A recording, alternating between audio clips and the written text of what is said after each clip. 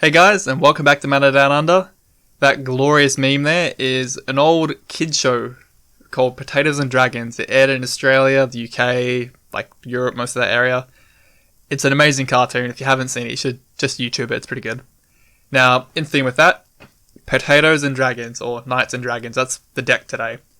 We're covering the Battle Bond pair, Sylvia Brightspear, and Khorvath, the Bright Flame.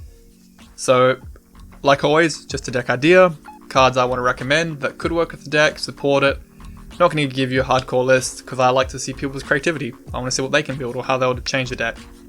But in today, the deck's focused around Knights and Dragons. They're two creature types, tribal. We're going to go with that. Second plan will be your equipment, because Knights need equipment, and it works well when your Dragons have double strike if you can give it to them. And we have a sub-theme with Audric and Concerted Efforts, where we share our relevant abilities with all our creatures. So let's get into it. Knights. So a lot of the Knights have First Strike, Double Strike, or Protection of some color by default. Now that works quite well with equipment we already have, and the Concerted Efforts and Audric, which later on we'll see. So Knight Exemplar, 3 mana, 2/2, First Strike. All other Knights, +1/+1, indestructible. That's a big card. Moon Crusader, 3 mana, 2/2, with double strike by default, pro green and black. Fiendslayer, 3 mana, 2/2, First Strike lifelink, not pro, but he can't be the target of red or black spells by your opponent. So kinda there. The little Cavalier with, I think it's a goat, Some great artwork. Knights have double strike. Knight of the White Orchard, 2 mana, 2/2, First Strike. If your opponent's got more lands than you, search your library for a plains and put it into the battlefield. Not basic, you can get your dual land. Now if you're running Plateau because you're a rich person, Adriana, Captain of the Guard.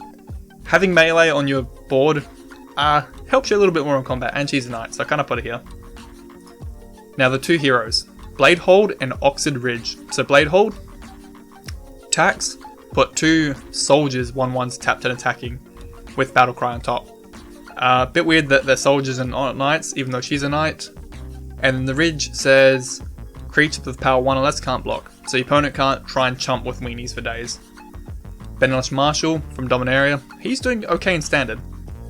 Great in this deck, he's a knight, he's a bit painful in triple white, but buffs your whole team, so I can't really complain with him. Bloodsworn Steward, nothing special, he's just a vampire knight, 4/4, with flying though, but he does buff your 2 commanders, bit more value. Dathnia, the Caption Paragon, I love her. Amazing artwork, amazing hair. She does a lot for an uncommon. 3 mana, 2/2, First Strike, Vigilance, and Lifelink. Or as an equipment, costs 1 less. Like I said, there's equipment sub-theme in the deck. She fits here perfectly. Pure Steel Paladin, and well, I've got behind him here, Saram. Saram's not a knight, but he does the same thing. Whenever you play an equipment card, draw a card. And well, Pure Steel also has Metalcraft, no equipment cost. But again, I love them, partly because I love the Chiro deck in Modern, so I've got a little thing for them. There's also a sub-theme of flanking. Flanking's a thing in my heart. I wish there was a really strong flanking deck. But here's the better flanking knights. So the Pentarch Paladin, 5 mana, 3/3 flanking, comes into play. Choose a color. 2 mana tap, destroy a target permanent of that color. That is really powerful, especially against mono or 2 color decks. Knight of the Holy Nimbus, 2 mana, 2/2, flanking. When he dies, regenerate. Your opponent has to pay 2 mana to stop that regen. It's pretty good in the early turns. The Cavalier Master, it lets flanking stack. So if a creature that's a 2/2 blocks them, they get -2, which could kill most little creatures in the game. The Riftmark Knight, he just 2/2, pro black, flanking, and when he's off suspend, creates another knight. That's cool. Now I think it's pronounced Lost Order of Jarkeld, or Jarkeld, yeah. 4 mana for a 1+X, equal to number of creatures your opponent control. It has pretty cool artwork, not bad card. Now here's a card people underlook because it's from Ice Age, and I think it was reprinted in 5th or 6th. Pay 1 life, it says here destroy target black spell, it says pay 1 life, counter target black spell. That's pretty good, and there's a lot of black commander decks out there. Now the dragons. So the dragons, because they get double strike from your commander, you want ones that have things that refer to dealing combat damage mainly. So, or in reference to the swords, because a lot of your equipment refers to when it deals combat damage, so we want to get more use out of them if we can. Steel Hellkite, it's a commander staple, that's why it's here, and it's a dragon. Balefire Dragon, he's gone up in price. I bought mine for like $5 years ago, now it's sitting $20, $25. When he deals combat damage to a player, it deals that much damage to each creature they control. Double strike, bang bang, to the whole board. Dragon Mage, it's more funny than anything, like only one hit is good enough because both players get to refuel their hand, but refuel first hand, forget that, next hand, it's a bit more fun in that regard, but you don't have to run it though. Hellkite Tyrant is just a commander staple, it can be a weird win condition depending on who you're versing. Scourge of Valkus, I love this back in standard. Whenever a dragon or he himself enters the battlefield, deal X damage to any target, equal number of dragons. If you get Udvara off, this is a pretty big payoff. There's also an enchantment like this, gives you the same effect. Bowgarden Hellkite, great, enters the battlefield, splash damage 5 anywhere you need. In our play group we call it the Bogan Hellkite, the Australian thing. What else do we have? We have Akun Hellkite. Now, people hate on this card because it's from Battle from Zendikar, but landfall. Any land, deal 1 damage. Mountain, deal 2 damage to any target. That's a pretty good ability, like over the course of the game, that can wear down creatures, chip away at their life, planeswalkers in check, not bad. Glorybringer, the big standard beast, he's here because he's pretty good even commander. Siege Dragon's another one people overlook. If he attacks and the opponent's got no walls, it'll do 2 damage to each creature without flying.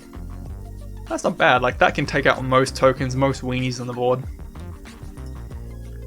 Stormbreath Dragon, another big standard card. The flying, haste and probe white, that plays in with our consecrated effort later on, so we care about the keywords. Monstrous if you can afford it.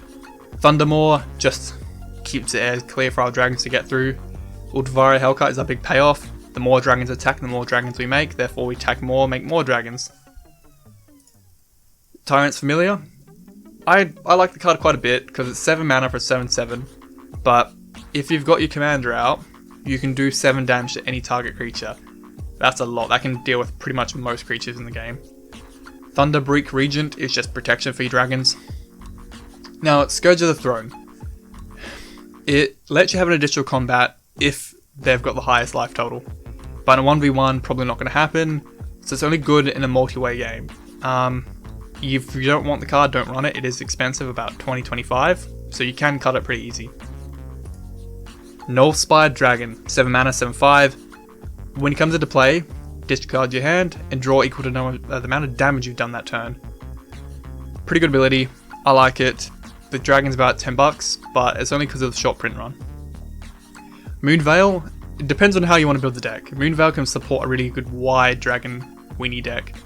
So if you go really heavy on the knights and tokens, Moonveil is great, because it's fire breathing but for your whole board. A lot of people think it's just fire breathing for Moonveil. No, it's the whole board.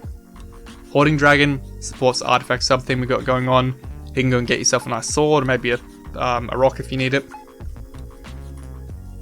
Now here's the support. So Consecrated Effort, it checks on upkeep.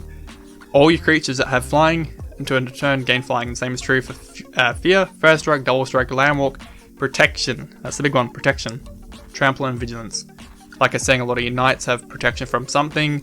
The swords all give you protection from 2 colors, so it all plays pretty well together.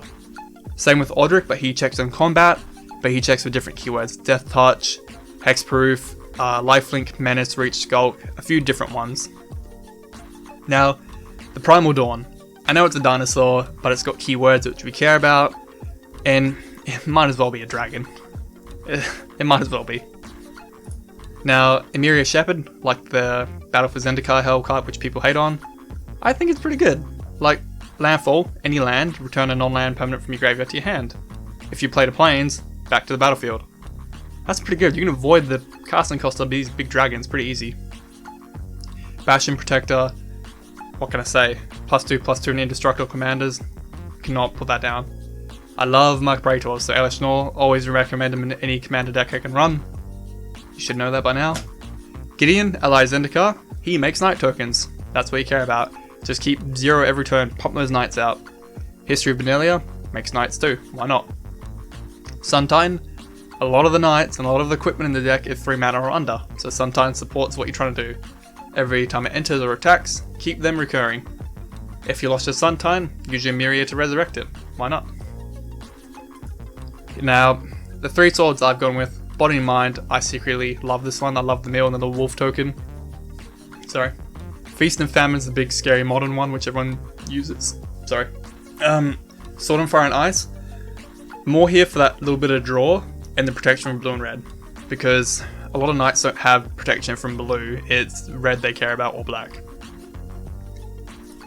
Now, Lockton and Warhammer. I like the trample and the lifelink early on, that's why I've got it here. For reference, that artwork is from the dual deck, Knights vs Dragons. It's by Therese Nielsen. It's actually, so good in person. Now, I know it's silver border, but Swords of Dungeons and Dragons is a really good card. It's pretty close to black border.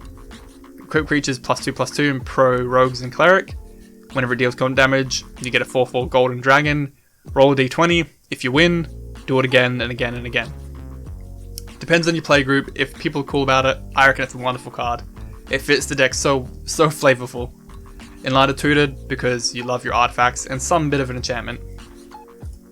Argentum Armor. To give any dragon 6/6 with double strike is silly. So, big buff.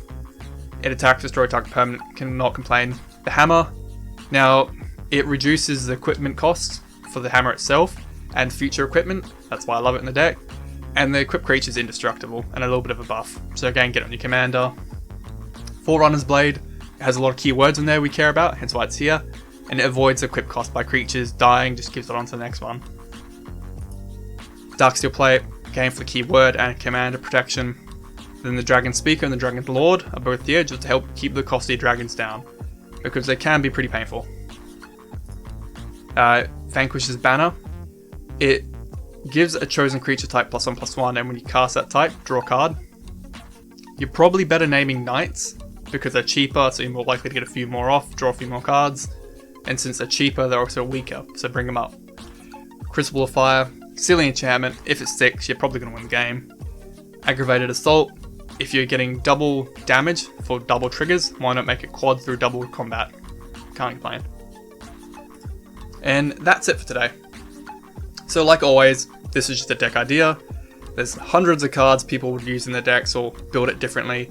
There's plenty here, like key ones. So your Soul Ring, Thran, Cage Sun, you Boros Signet and you Boros Charm, your removal like your Path and Source of Plowshare. There's plenty of dragons which I haven't recommended. There's hundreds of dragons in Magic. Choose what you want to play with. They're just a few I liked or thought would play well in the deck. Kiki Jiki is fun in the deck. There's a lot of dragons with good Enter the Battlefield effects. All the tokens come with haste. And if they've got haste, they've also got double strike, so wonderful.